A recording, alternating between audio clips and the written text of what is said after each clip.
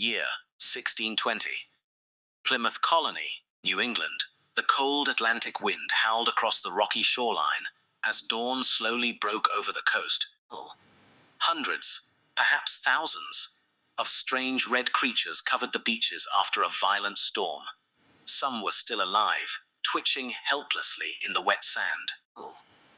Others had been tossed ashore during the night, forming piles nearly 2 feet high. To a modern traveler, it would have looked like unimaginable wealth. To the settlers standing on that beach, it looked like garbage. Children poked the creatures with sticks. Women covered their noses. Men sighed, grabbed wooden shovels, and began dragging the piles away from their homes. These animals were lobsters. And in the early 17th century, nobody dreamed they would one day become one of the world's most expensive foods. Today, restaurants proudly display enormous lobsters in glowing aquariums. Fine dining menus charge astonishing prices for a single tail. Luxury hotels advertise lobster dinners as symbols of elegance, yet for most of history, lobster represented poverty. It was food for prisoners, food for servants, food for people too poor to refuse it. How did one of the ocean's least respected creatures become the king of seafood? That story begins millions of years before the first human ever tasted one, long before dinosaurs disappeared, before mammals ruled the earth. Ancestors of today's lobsters already crawled across ancient sea floors. Their distant relatives lived over 400 million years ago, surviving mass extinctions that destroyed countless other species. The oceans changed, continents drifted apart, ice ages came and went, yet lobsters endured. Nature had built them like living tanks. Their hard shells acted as armor. Powerful claws crushed shellfish with incredible force. Sensitive antennae detected movement in complete darkness. Unlike fish that constantly swam through open water, lobsters hid inside rocky crevices, emerging only after sunset to hunt.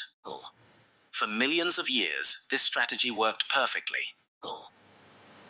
The American lobster eventually spread across the cold Atlantic waters, stretching from modern-day Canada to the northeastern coast of the United States. These waters were unusually rich. Cold currents carried oxygen. Rocky coastlines created perfect hiding places. Shellfish thrived. Seaweed forests sheltered young lobsters.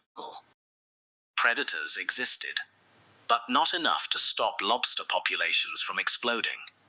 Some scientists believe early coastal waters contained numbers almost impossible to imagine today. Lobsters weren't merely common. They were overwhelming. Long before Europeans crossed the Atlantic, indigenous peoples already understood these strange creatures. The Wampanoag, the Micmac, the Passamaquoddy, and many other coastal nations harvested lobsters long before written history reached North America. Unlike later settlers, they understood the rhythm of the sea. They collected lobsters using woven traps. Sometimes they gathered animals left behind after storms. Other times they speared them in shallow water. Nothing went to waste. The meat became food. The shells became tools, ornaments, and eventually fertilizer for crops. Unlike Europeans, who later viewed lobster with disgust, indigenous communities simply saw another valuable gift from the ocean. Neither luxurious nor shameful, just useful. Then everything changed. In 1497, the Italian explorer John Cabot sailed across the Atlantic under the English flag. His reports stunned Europe. The seas surrounding North America appeared unimaginably rich. Fish seemed endless. Cod filled the water in such numbers that sailors claimed baskets could be lowered into the sea and lifted back almost full. Soon fishermen from England, France, Spain, Portugal, and the Netherlands crossed the Atlantic every summer. Their primary target wasn't lobster. It was cod. Cod could be salted, dried, and shipped across Europe. Lobster, however, spoiled quickly. Without refrigeration, transporting it across oceans was nearly impossible. So, while Europeans celebrated cod, lobsters remained mostly ignored. Everything changed again in 1607. The English established Jamestown. Then in 1620 came Plymouth Colony. Life proved brutally difficult. Food shortages haunted every winter. Disease spread rapidly. Many settlers died before seeing spring. Yet strangely, one food source always seemed available: lobsters. Storms constantly washed them ashore. Some beaches became covered with so many lobsters that walking without stepping on them was difficult. Instead of viewing this as fortune, many colonists saw it as humiliation. Back in Europe, respectable families rarely ate shellfish from the ocean floor. Creatures living among rocks and mud seemed dirty. Some even associated lobsters with insects. After all, their hard shells resembled giant beetles. Their antennae looked unsettling. Their many legs crawled like oversized bugs. People nicknamed them the cockroaches of the sea. Not because they were identical to cockroaches, but because they appeared everywhere. Servants quickly became tired of eating lobster every day. Historical records describe workers begging employers for different meals. Some employment contracts reportedly promised that lobster would not be served too frequently. Imagine that. Today, someone might proudly post photographs of an expensive lobster dinner. 400 years ago, workers complained about receiving too much. Prisons relied heavily upon lobster. It was cheap, easy to collect, nearly impossible to exhaust. Authorities considered it practical food for inmates. According to later accounts, some prisoners even protested being fed lobster repeatedly, claiming it was cruel treatment. Whether every story is perfectly accurate remains debated by historians. But one fact is undeniable: lobster carried little social status. No wealthy gentleman proudly invited guests for lobster banquets. No royal courts celebrated it. No expensive cookbooks praised its delicate flavor. Its reputation rested near the bottom of society. Ironically, the lobster itself cared nothing about human opinions. Night after night, beneath the cold Atlantic waves, it continued living exactly as its ancestors had for millions of years. It hunted crabs, ate mussels, crushed clams with astonishing strength. When danger approached, it vanished into rocky shelters. As it grew larger, something remarkable happened. Its shell became too tight. Unlike mammals, lobsters cannot grow continuously inside the same skeleton. Instead, they perform one of nature's most extraordinary transformations. They shed their entire shell.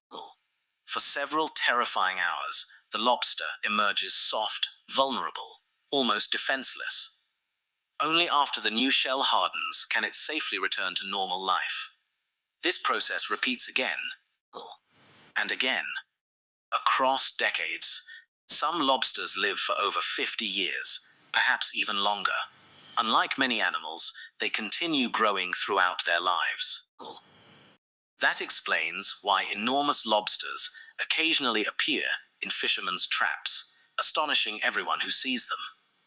By the late 1600s, European settlements expanded across New England. Fishing villages multiplied. Harbors grew busier. Trade increased. Still, lobster remained overlooked. Farmers spread crushed shells across fields as fertilizer. Some fishermen chopped unwanted lobsters into bait for catching more valuable fish. Others fed them to livestock. It seemed impossible that these discarded creatures would ever become symbols of wealth. Yet history often changes because of technology. A new invention was quietly approaching. An invention that would transform not only lobster, but the entire global food industry. And when it arrived, the humble lobster would begin the most astonishing journey in culinary history. That invention was the food can. At first glance, it looked simple. A small metal container with a tightly sealed lid. Nothing about it suggested that it would completely rewrite the future of one of history's most unwanted foods. Yet by the early 19th century, canning technology was spreading across Europe and North America. For the first time in history, food that normally spoiled within hours could survive for weeks, even months. This single invention changed everything, not only for armies, not only for sailors, but eventually for lobster. Along the rocky coastline of Maine, entrepreneurs began asking an unusual question.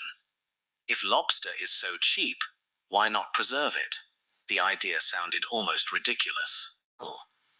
After all, lobster had almost no reputation. It wasn't considered elegant. It wasn't fashionable. Most wealthy families still ignored it completely. But businessmen weren't interested in reputation. They cared about profit. If thousands of unwanted lobsters could be purchased for almost nothing, perhaps they could become something valuable. The first lobster canneries soon appeared. Small wooden buildings stood beside quiet fishing harbors. Every morning, fishermen unloaded mountains of freshly caught lobsters onto the docks. Workers immediately rushed them inside. Time mattered. Freshness disappeared quickly. Large iron boilers filled the rooms with thick clouds of steam. The air smelled of salt water, smoke, and cooked shellfish. Men split the shells apart with heavy knives. Women carefully removed every piece of meat by hand. Children cleaned empty tins before they moved toward sealing machines. It was exhausting work. Long hours, burned hands. Endless repetition. But for many coastal families, the cannery became their livelihood. Within only a few years, thousands upon thousands of cans left New England. For the first time, people living hundreds of miles away could taste lobster without ever seeing the ocean. Stores displayed canned lobster beside canned vegetables, fruit, and meat. Customers grew curious. Some bought it simply because it was new. Others hoped to experience a food they had only heard about. The results were mixed. Fresh lobster has a naturally sweet, tender texture. Early canned lobster did not. The intense heat required during preservation often made the meat soft and slightly rubbery. Many people concluded, so this is lobster. Some never bought it again. The product traveled farther than ever before, but it still failed to create excitement once again. Lobster struggled against its own reputation. Ironically, while people argued about its taste, nature continued creating one of the ocean's most extraordinary animals. Hidden beneath cold Atlantic waves, lobsters carried blue blood rich in copper instead of iron. Their bodies regenerated lost claws. Their powerful crusher claw could crack thick shells with astonishing force. Every few years, they escaped from their own skeleton. The shell split open. Slowly, painfully, the lobster pulled itself free. For several hours, its body remained soft enough that even small predators could easily kill it. Only after the new shell hardened could it safely return to hunting. This remarkable cycle continued throughout its life. Unlike humans, lobsters never truly stopped growing. The older they became, the larger they grew. Some survived for decades. A few reached sizes that seemed almost unbelievable. Back on land, America itself was changing. Railroads stretched farther every single year. Steel tracks crossed forests, mountains, And rivers, cities that once felt isolated, suddenly became connected. Food could now travel faster than ever before.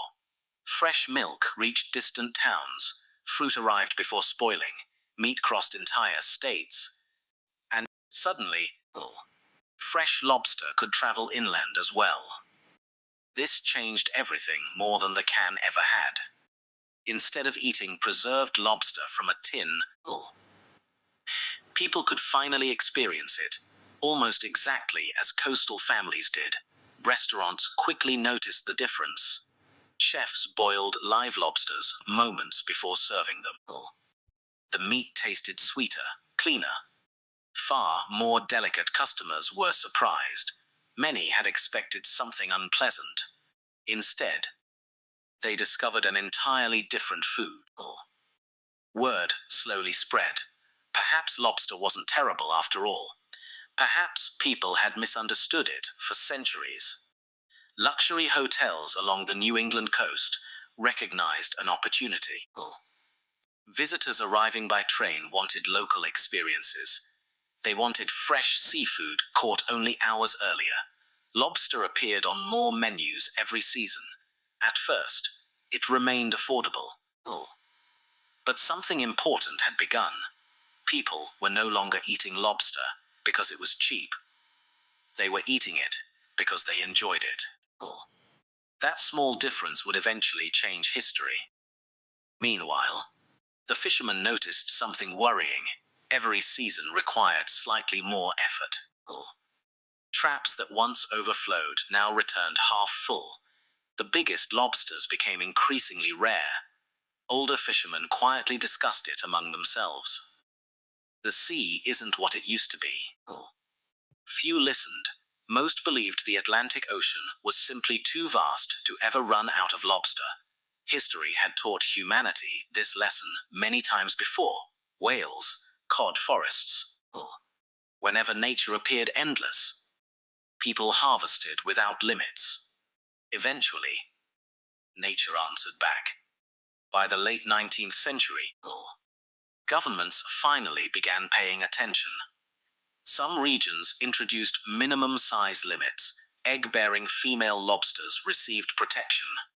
Fishing seasons slowly became regulated. These early conservation efforts were simple, sometimes imperfect, but they marked an important turning point. For the first time, people admitted that lobster was no longer an endless resource. Scarcity had entered the story, and scarcity changes value. Without realizing it, the world stood at the edge of an extraordinary transformation. The creature once thrown onto fields as fertilizer. The animal servants begged not to eat. The seafood fed to prisoners was slowly climbing society's ladder. Technology had solved transportation. Restaurants had revealed its true flavor. Supply had begun shrinking. Demand quietly continued growing. All the pieces were finally falling into place. And in the 20th century, lobster would complete one of the greatest reputational transformations in culinary history, becoming not the food of the poor, but the ultimate symbol of luxury. At first, almost nobody believed it. How could the same creature once fed to prisoners become a meal reserved for celebrations? The answer wasn't found beneath the ocean. It was found in the changing world above it. The 20th century arrived with incredible speed. Factories expanded. Cities grew taller. Railways connected nearly every major town. Then came refrigerated transport. For the first time in history, fresh lobster could travel hundreds of miles while still alive. This changed everything. Restaurants no longer depended only on local fishermen. Luxury hotels in New York, Chicago, even far inland, could suddenly serve live Atlantic lobster. Customers were amazed. The lobster arriving on their table tasted nothing like the canned version many remembered. It was sweet, rich, delicate. A completely different experience. Slowly, People forgot its unpleasant reputation. Fine dining chefs recognized an opportunity. Unlike beef or chicken, lobster looked dramatic. Its bright red shell attracted attention. The moment it reached the table, steam rose into the air. Butter melted across the meat. The presentation itself became part of the experience. Guests weren't simply eating dinner, they were making a statement. I can afford something special. And once food becomes a status symbol, its journey changes forever. The timing couldn't have been more perfect as demand increased. The oceans produced fewer giant lobsters than before. Decades of heavy fishing had begun reducing wild populations. Fishermen worked longer hours, traveled farther offshore, dropped more traps than previous generations ever imagined.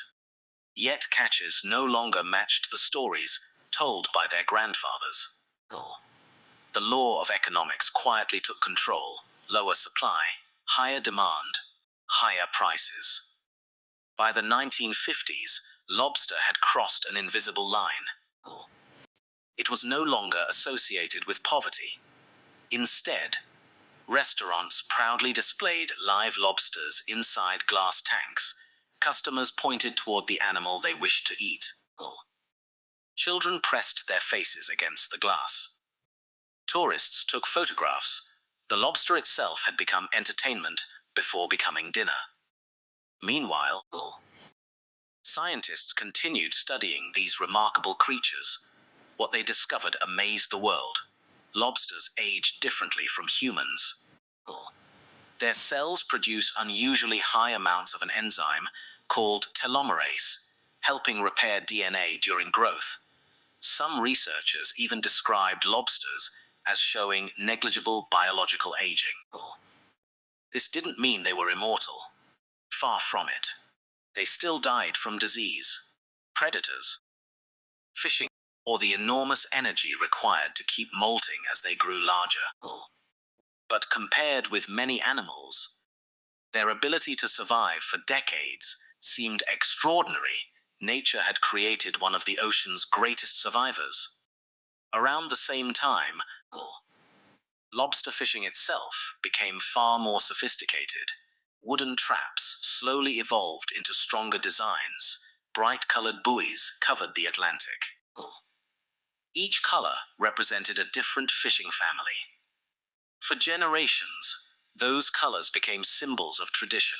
Many fishing communities passed licenses from parents to children.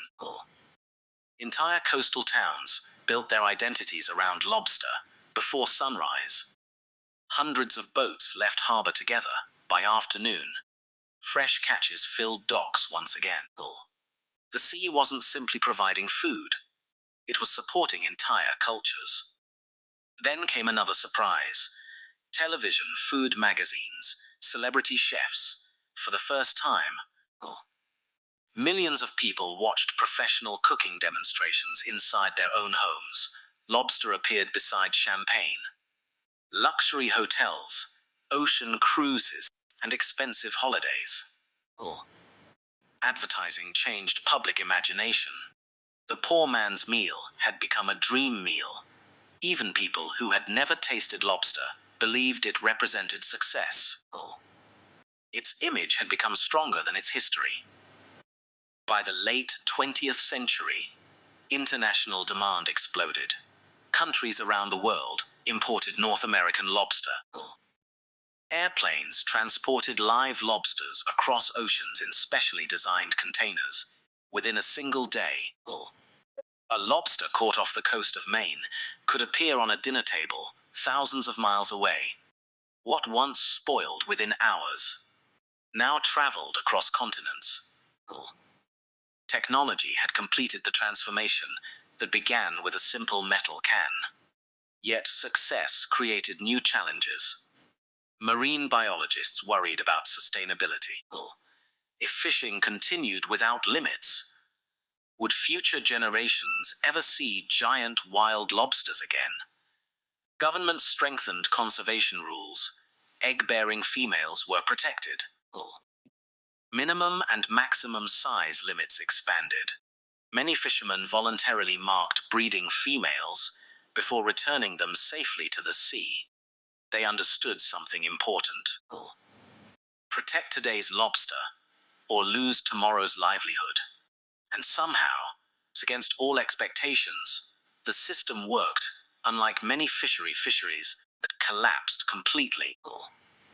Careful management allowed lobster populations in several regions to remain remarkably healthy. It became one of the world's most successful examples of balancing business with conservation. But the story wasn't over.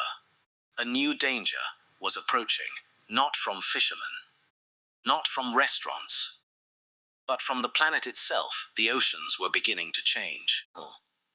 Temperatures slowly climbed. Waters became more acidic. Storms grew stronger. The same Atlantic Ocean that had protected lobsters for millions of years was entering an uncertain future. And that future would decide whether the king of seafood could survive the centuries still to come. That future is happening right now. Every morning, long before sunrise, thousands of lobster boats still leave the harbors of Maine, Nova Scotia, New Brunswick, Prince Edward Island, and Newfoundland. The routine has barely changed. Captains check the weather. Crews load bait into hundreds of traps. Engines roar to life, and one by one, the boats disappear into the darkness. Some of these fishing families have worked the same waters for 5, 6, even 7 generations. Their grandparents taught their parents taught them. And today, they teach their children. For many coastal communities, lobster is more than seafood. It is identity, it is tradition, it is survival. But beneath the surface, the ocean is changing. Scientists have recorded rising sea temperatures across many parts of the Atlantic. For a cold water animal like the American lobster, even small changes matter. When the water becomes too warm, lobsters experience stress. Disease spreads more easily. Young lobsters struggle to survive. Some populations begin moving farther north in search of colder waters. It is a silent migration, taking place year after year beneath the waves.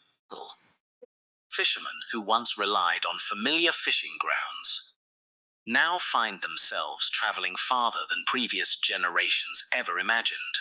The sea is writing a new chapter. Ocean acidification presents another challenge.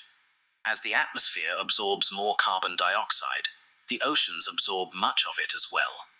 The water slowly becomes more acidic. For shell-building animals, this creates a difficult future. Young lobsters must build strong shells to survive predators. If shell formation becomes harder, their chances of reaching adulthood decrease. The effects may not appear overnight, but over decades, they could reshape entire marine ecosystems.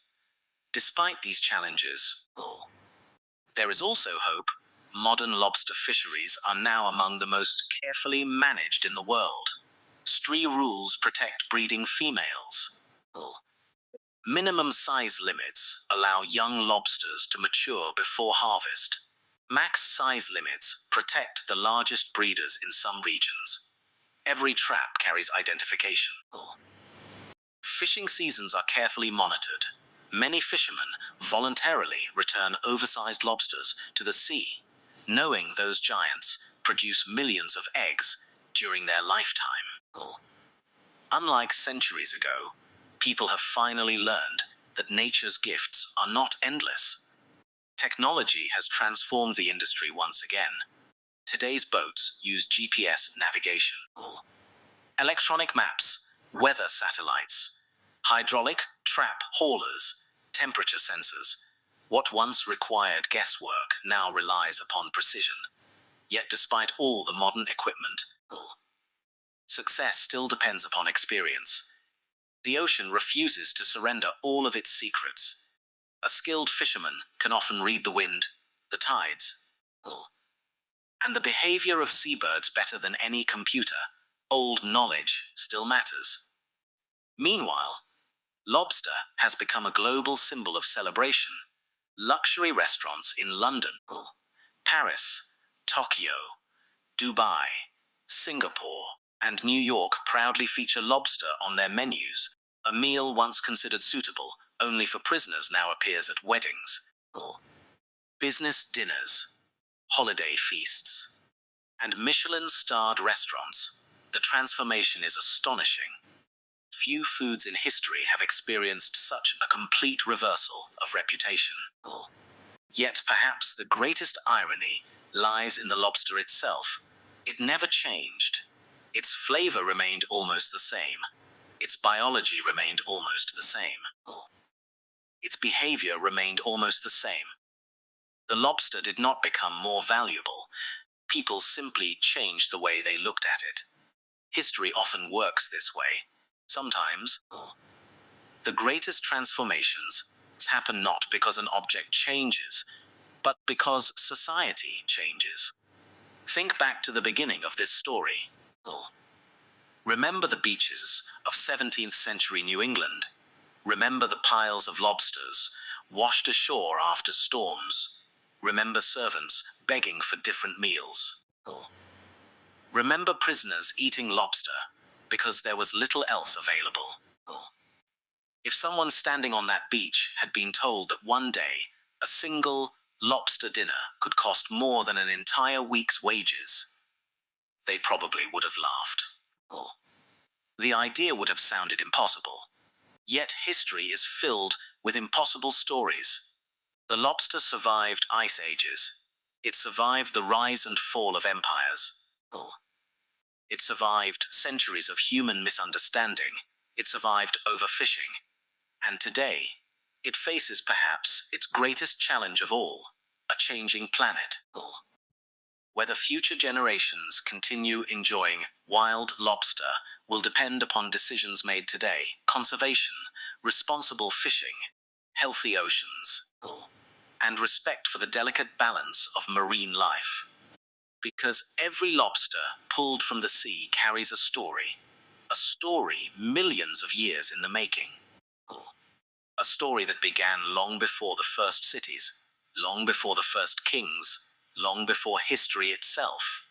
And somehow, against all odds, that ancient survivor climbed from the ocean floor, past the prisons, past the servants' kitchens, past the factories, past the luxury hotels, until it finally reached the world's finest dining tables, not because it demanded respect, but because humanity slowly learned to appreciate what had been there all along. The king of seafood was never crowned by the ocean. It was crowned by history. Thank you for watching. If you enjoyed this journey through the incredible history of lobster, don't forget to like the video, subscribe to the channel, and let me know in the comments, which food's history should we uncover next? Until next time, goodbye.